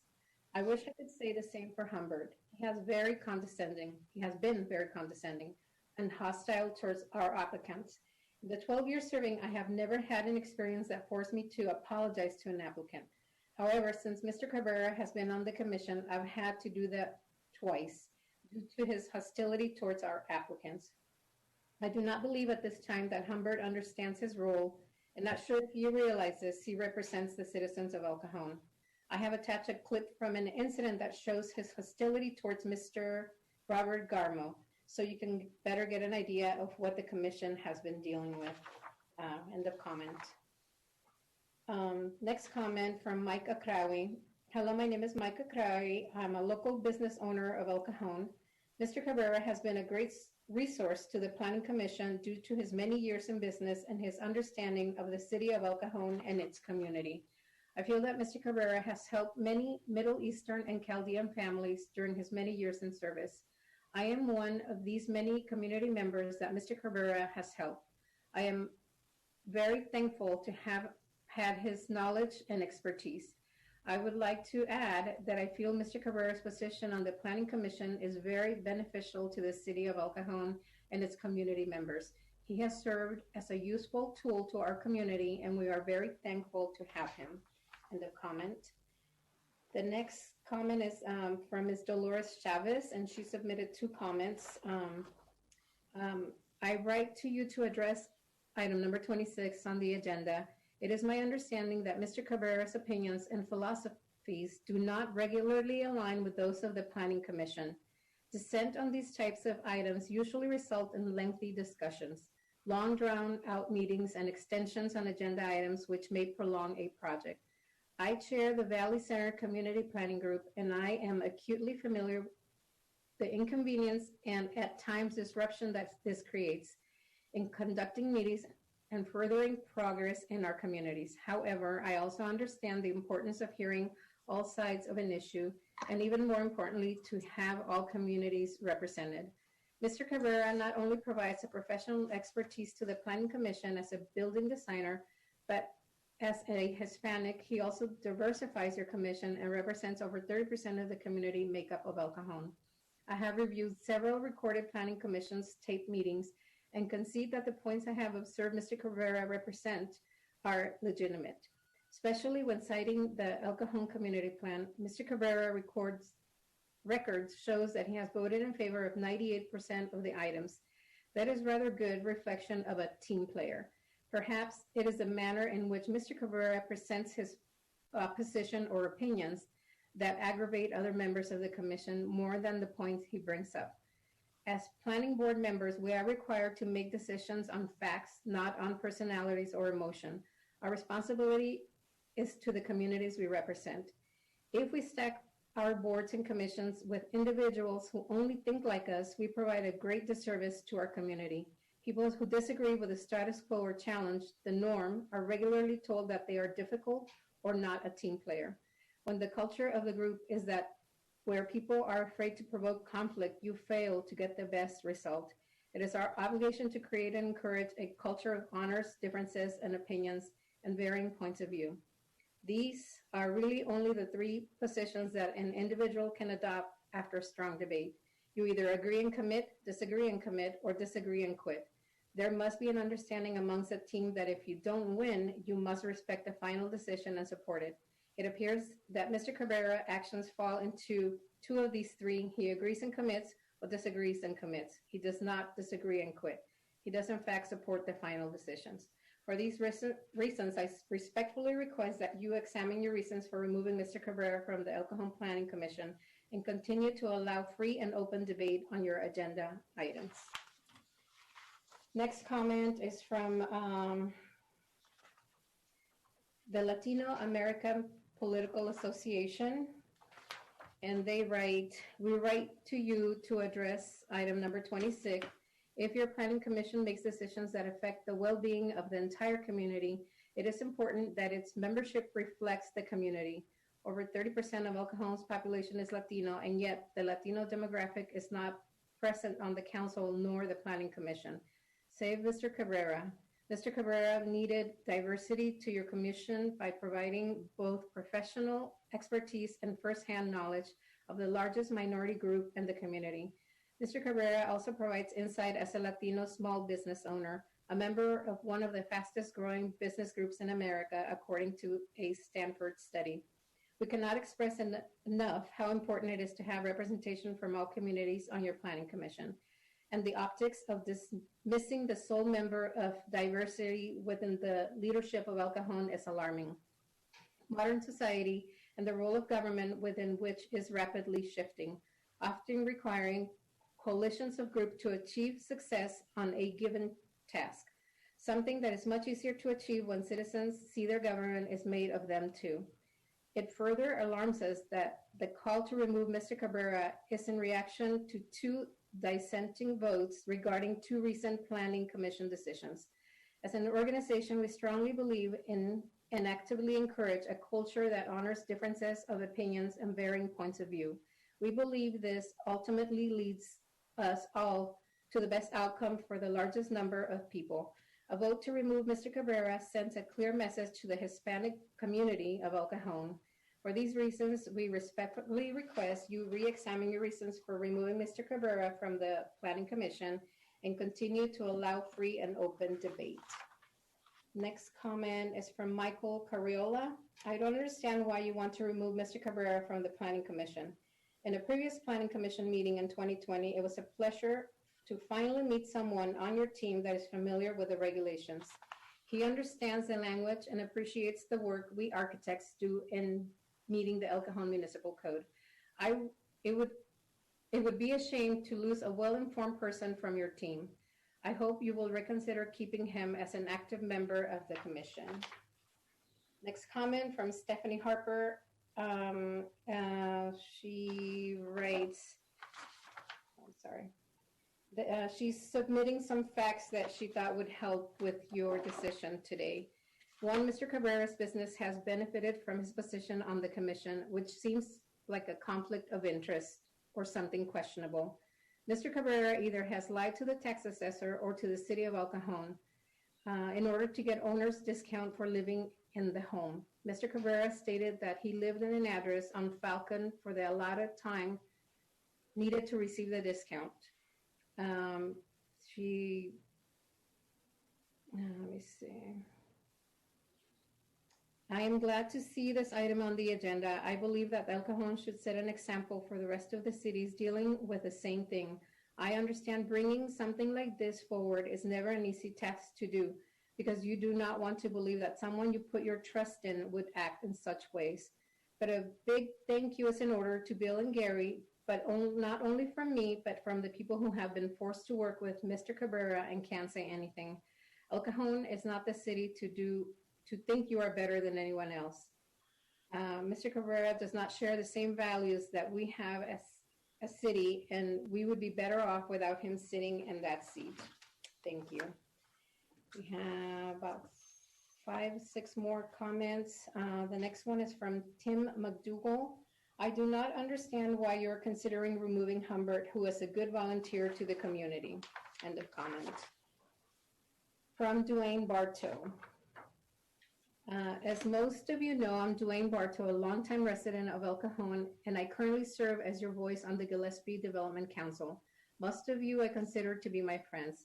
However, I have not met our newest city council member, but I would like to congratulate Ms. Mitchell for her recent campaign win, and I look forward to working with her in the future. I have admired Gary Kendrick's leadership efforts to pass ordinances to shut down pot houses and ban the sales of vaping supplies to kids. Thank you to the city for creating a pro-business atmosphere to make it safer for our families to live and work here. Mayor Wells, we haven't always agreed on everything, but the leadership you have shown leading the city through these dark days of COVID and for standing up to King Newsom's antics, I applaud you for your continuing courage under pressure to do that. Phil Ortiz and Steve Goebel, I can say that I know you both are successful businessmen of integrity. Thank you for your service on City Council. I respect and appreciate all of you, but I also respect the owner's manual of life, which I refer to as God's word. Jesus said in Matthew 5:9, "Blessed are the peacemakers, for they will be called the children of God." I don't know about you, but we have already suffered greatly with the current great divide we are experiencing in America. Protesting and anarchist rioting in our streets. We've just experienced the most contentious election in our lifetime. Our constitutional rights are under attack at unprecedented levels. We are being called neo-Nazis by Nathan Fletcher for signing the King Newsom recall petition. Families and friendships are disintegrating over differences of opinion. This is not good for the country or our community, and it must stop. My friend Humbert Cabrera was selected to serve this city as a planning commissioner, and now because he doesn't see eye to eye with somebody in city government, he's being selected for removal from the planning commission. With all of the division going on right now, I don't think it is very productive to weaponize city politics to oust somebody who does not agree with everyone on the council or the planning commission. In fact, those organizations whose members have different points of view make better decisions. No one is perfect, and he can also be an honest man. Please make peace and be an example to our citizens that have different ideas to make America great again. And that's coming from Mr. Bartow. And from Jill Bartow, Councilmember Kendrick, thank you for exposing the corruption of Ben Colascio, which led to his resignation. Councilman Ortiz, thank you for your work getting conservative candidates elected to office, and thank you for serving on the Planning Commission. Councilman Goebel, thank you for your godly wisdom on this City Council. Councilmember Metchel, congratulations on winning your campaign. Mayor Wells, thank you for standing up to our freedom to run our business during COVID. I consider you my friends. However, I've been serving my community as an advocate for transparency and accountability for over 25 years as a school board trustee. So I have many years of experience with public perception, and I am seeing a possible problem that has come to my attention that you should be aware of. I smell a rat at City Hall, and it should be carefully considered. I don't have a vendetta here, but it happens someone else does. And if this applies to someone here, I'm sorry. If I didn't bring this to your attention, then I would be doing my friends on City Council a disservice. It appears that when someone is freshly elected to office, and at the first chance they have is to get their former campaign opponent on the agenda for dismissal from a city commission, It seems like a vendetta to me. Now, I could be wrong, but this is what the public is thinking when this occurs so quickly after being sworn in. I'm sorry to be so obvious, but this is in full public view, and if it's true, it's a total waste of time. I hope this is not the case, but I wanted to bring this to your attention to think about before you vote to remove this person from serving. I fully support and endorse Humbert Cabrera to continue to serve on the Planning Commission. Humbert is a great asset and incredible leader in El Cajon. Humbert is one of the most knowledgeable commissioners, and his knowledge should be thanked, not silenced. Please let's use our time on city business to share love, unity, and kindness over vendettas. I know that as fellow Christians, we need to focus on what Jesus would do instead of what appears to be revenge. Please do the right thing and allow Humbert Cabrera to remain on the Planning Commission. 3 more comments, sir. The next one is from Robert Cajon. I have known and worked with Humbert Cabrera for over 20 years and have found him to be very knowledgeable in designing and constructing various types of buildings in a manner that made economic sense for any particular size. He has always demonstrated to me a deep understanding of the various city and county building codes and regulations. In addition, he has always demonstrated an understanding of what should be allowed to be built in different areas of our community. Consequently, it is my recommendation that he remain as a member of the City of El Cajon's Planning Commission. The next one is from Mr. Robert Garmo, and it reads, I wish to provide input regarding Humbert Cabrera's demeaning comments during the Planning Commission hearing held last year on April 21, 2020, regarding the development of 620 and 640 South Marshall Avenue, El Cajon. During the Planning Commission hearing, Mr. Cabrera was quite insulting and demeaning, stating on many occasions that the owners were greedy and asking for the 4th floor. The owners had retained a very reputable architect to represent us in the hearing, and despite all of the evidence produced showing the need for the additional story and the fact that without it would have compromised the development to the point where it might not have happened, Mr. Cabrera resorted to language that was inappropriate and frankly counterproductive to attracting development. The developers worked closely with the various city departments to get as far as the Planning Commission hearing. Throughout the entire process, we were informed that due to the change in the district transit zoning, the city was attempting to attract more dense developments. However, I suppose Mr. Cabrera was apparently against the idea of our development. Our group appreciates the other planning commissioners who understood the value of this development, particularly when the lots have been infested with homeless and drug users. We need more of these developments across El Cajon, and he's available for questions if we would like to reach out to him. And our last comment comes from Melissa Green. This comment is in regards to the motion to remove Humbert Cabrera from the Planning Commission. The motion is obvious political backlash from Mayor Bill Wells and others. The nature of the material and allegations against Mr. Cabrera couldn't be further from the truth. Humbert is born and raised in the city of El Cajon, and he truly does reside on Mollison in the city of El Cajon. Humbert was Citizen of the Year in 2015, and his company was also Company of the Year. Humbert follows all ethics and upholds the integrity of the Planning Commission, unlike his colleagues, Bill Wells, Michelle Mitchell. They lack character and integrity, and again, reinforcing their own political agenda. Why isn't the illegal and corrupt activities of our mayor being investigated? Doesn't it seem to be convenient that after the election, they decide that Humbert is being removed from the commission? Humbert has a long list of clients who can provide character references to the committee, as well as professional and personal references who can attest to his character and dedication to the city of El Cajon. Humbert acts selfless and loves with compassion to serve others.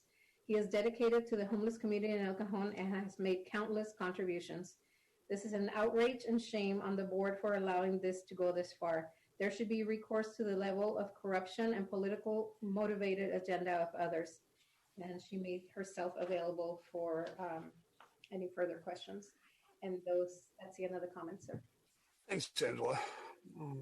Any comments? Well, I have a comment. I want to point a couple of things out. One is, but I'm going to answer a couple of allegations. One is that immediately after the election, we were doing this, and that's somehow indicative of some kind of political payback or retribution.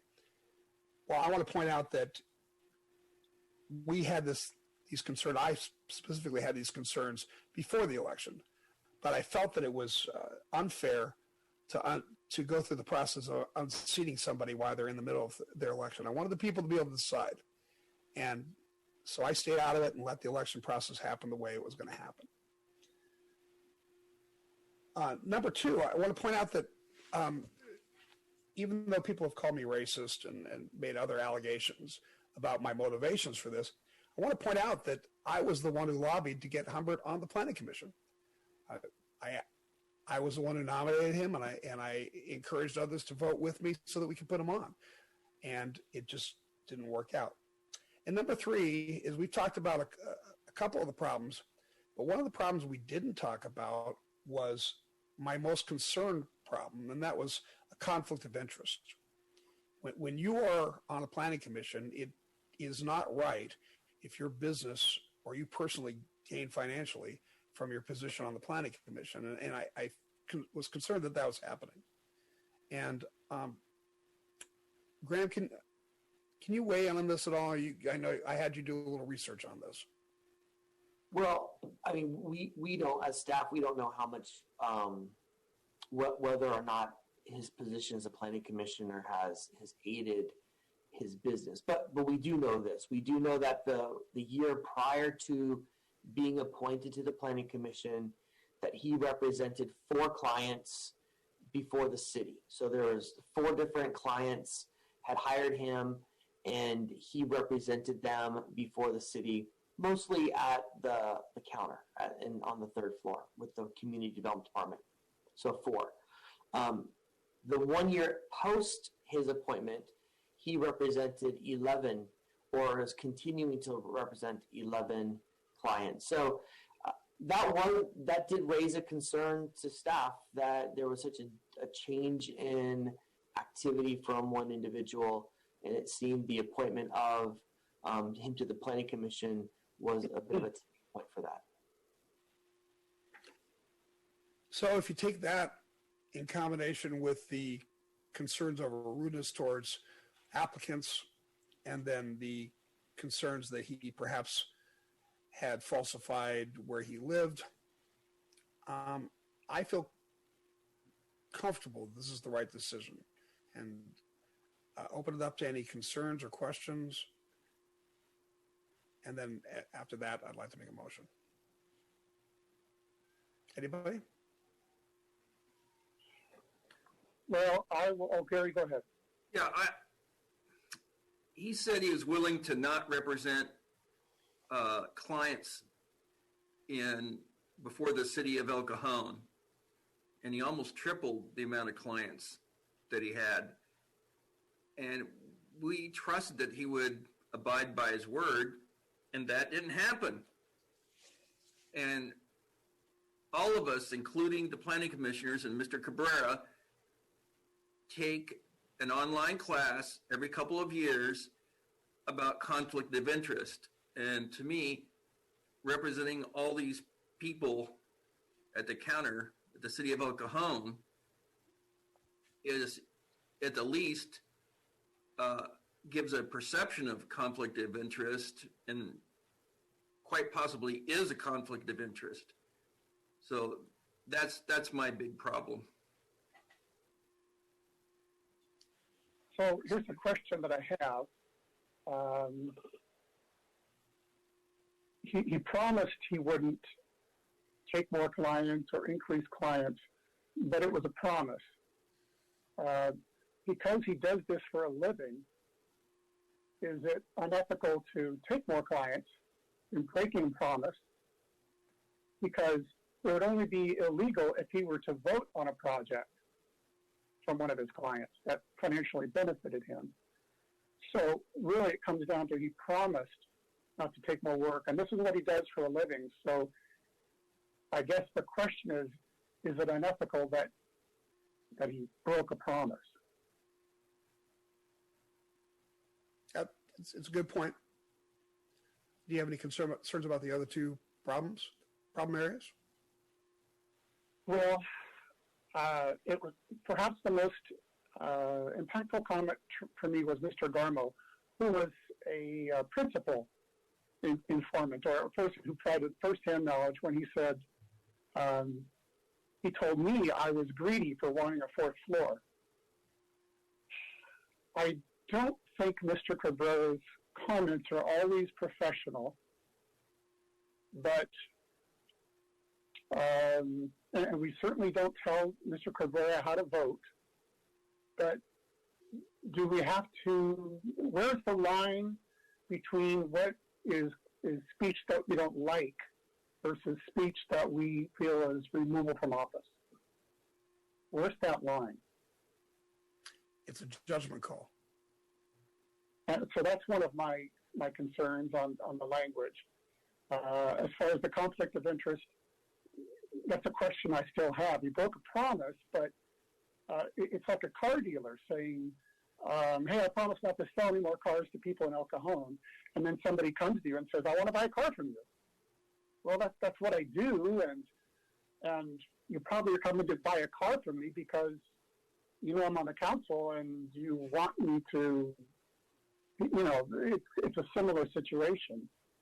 The fact that he has 11 more clients, that means he does good work, perhaps. Has that influenced any vote on a project? I don't think so. He would have to recuse himself. I'll tell you where I come with the most concern with the issue is about the whole recent election process.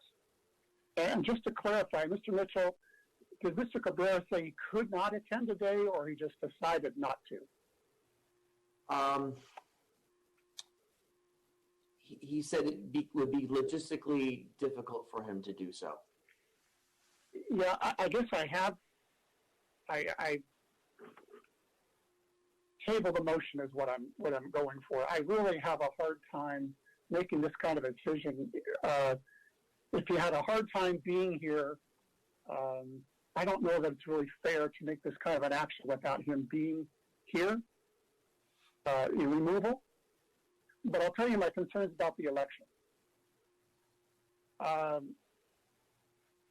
It's pretty well known. There was a question, did he really live in the district? And he said in a published public thing, as an El Cajon native and somebody who was born here and has lived in the 2nd district since he was 4 years old, I don't like people that just move into the 2nd district because they want to run to the 2nd district.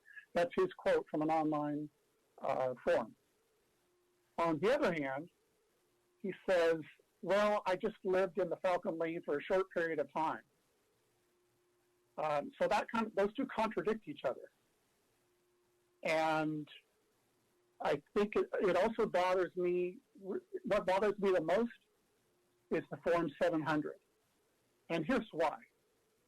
That is such an important document. It's titled Statement of Economic Interest. And that's what candidates and all appointed, elected, and even management, certain management, must disclose to the public where do you get your money from and where are you invested. Mr. Cabrera's Form 700 does not list the Falcon Lane property on the Form 700. That is a reportable investment. It's within the jurisdiction of the city limits of El Cajon. It's not his primary residence, as he claims. It's missing from Form 700. I have a problem with that. I do think that is an ethical problem. Also, I take pains to make sure my Form 700 is filled out completely. I over-disclose. I have no idea if Johnson & Johnson does business in El Cajon. I just assume so. And so I disclose I own more than $2,000 of Johnson & Johnson stock. On the other hand, Mr. Cabrera has not disclosed his wife's income, and he has not disclosed the renter and the amount of renter income that they get from that property, presumably more than $10,000 a year, the threshold. You must disclose a spouse's income on your Form 700. You must disclose rental income that is more than $10,000. I don't see the Falcon Lane property on Form 700. I don't see the rental income on Form 700. I don't see his wife's income. She's listed currently on LinkedIn as employed by a design studio. I have a problem with that ethically because the people deserve accurate and correct Form 700s, especially when it comes to transparency. That is the root of my issue right now. Thanks, Steve. Any other comments? Well, regarding the residency issue, he filed a business license application at the Falcon Street address, which is not in his district, in May of 2020. And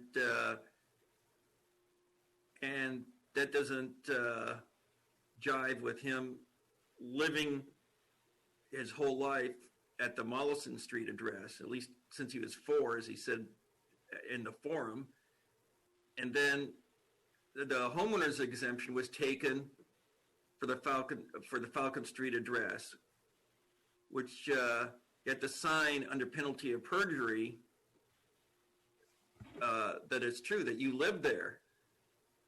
So that's another thing that conflicts with his statement that he lived his whole life at the Mollison Street address. So there are a lot of conflicting remarks, which makes me extremely uneasy. And when he promised that he wouldn't do any more business in El Cajon, that probably swayed a few votes because that was a split vote. That was 3 to council people that appointed him and 2 that voted no.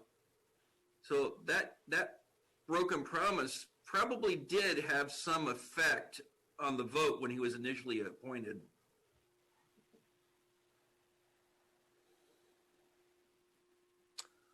All right, thanks, Gary. Any other comments? All right, well, I'd like to call for the question. Well, I guess I'd like to offer a motion. And I would like to make a motion to censure Mr. Cabrera for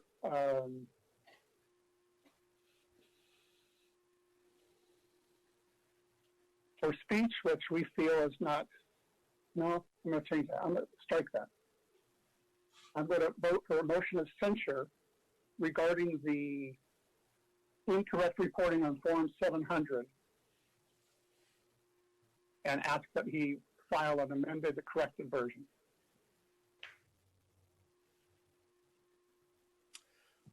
Is there a second?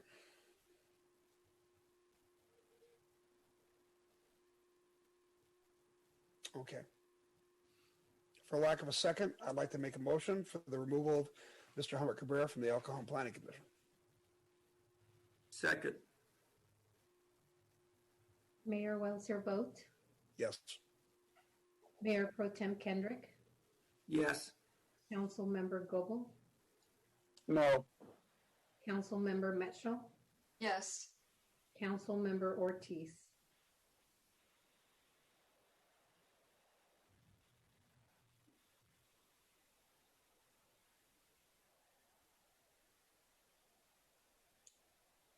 I think we lost Council Member Ortiz. Oh, I thought I was thinking. He was frozen.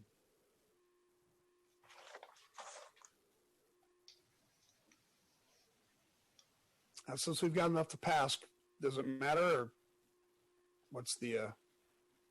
Maybe the city clerk can call him and get his vote. That's a great idea. City Attorney, would you like me to call Council Member? I don't think that's appropriate since it's not part of the meeting that way. If Council Member Ortiz, it looks like he may have now tried to log on. There he is. There he is. Hi, Phil. Looks like you're muted. I'm back. Are we? Where are we? I'm sorry. The vote is up to you. The motion is to remove Mr. Cabrera from the Planning Commission, and it's your vote, your turn to vote. My vote is yes. Motion carries by a 4-1 vote with Council Member Goebel voting no. All right. Graham, do we need to address the issue of replacement? If you'd like to give direction to staff of how you'd like to fill it, again, I would recommend that you go through an application process and set that interview for March. I agree with that. Do we need the vote? Or just need direction? No, I think the agenda report actually suggests that if you do remove Mr. Cabrera, that you would proceed as Mr. Mitchell indicated. So hearing no objection, that'll be the direction that we'll take. Any objection? So be it. Thank you, Graham. Thank you, Morgan. You're welcome. Okay.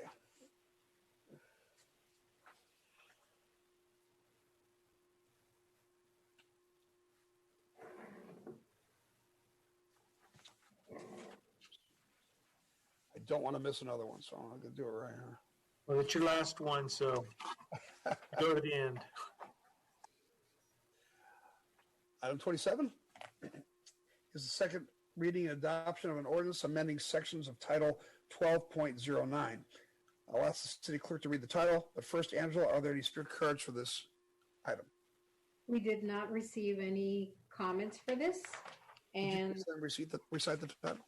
The title reads, an ordinance to amend sections 12.09.030 and 12.09.060 of the El Cajon Municipal Code to temporarily eliminate the need for a conditional use permit for sidewalk dining in the city through June 30, 2021. Thanks, Angela. We need to make a motion now for adoption.